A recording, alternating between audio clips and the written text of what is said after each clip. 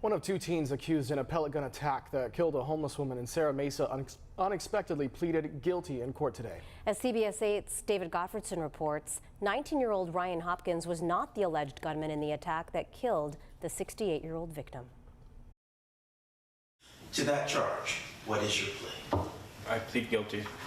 A surprise guilty plea in downtown court from Ryan Hopkins, the 19-year-old accused of being an accomplice in a pellet rifle attack on Annette Pershal, an elderly woman experiencing homelessness in Serra Mesa. The 68-year-old was found dead in early May along Sandrock Road. A memorial at the site refers to the victim as Granny Annie, the Queen of Serra Mesa. Mr. Hopkins was charged as the driver in this case with assault with a deadly weapon. There were no other charges or allegations that he was charged with.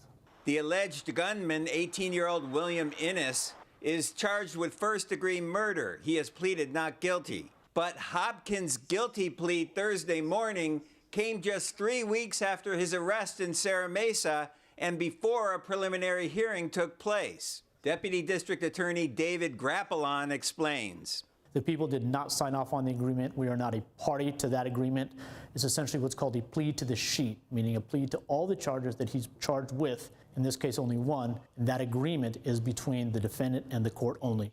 Hopkins now faces a maximum of 3 years in prison. Judge Dwayne Mooring reminded Hopkins he was pleading guilty to a violent felony, which is considered a first strike.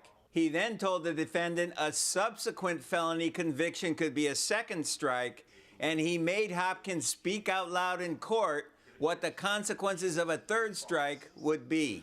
Now, sir, what happens if you are convicted of a third qualifying strike in the future? It will be 25 to life, Your Honor. Hopkins' defense attorney told me he would be arguing for probation at sentencing. This was a hard lesson to be learned.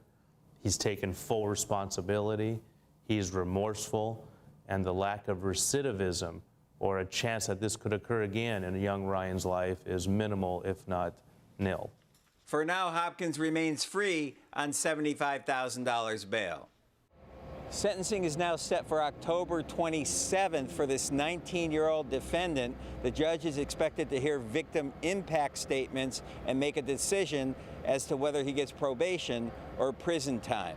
At the downtown courthouse, David Gottfredson, CBS 8.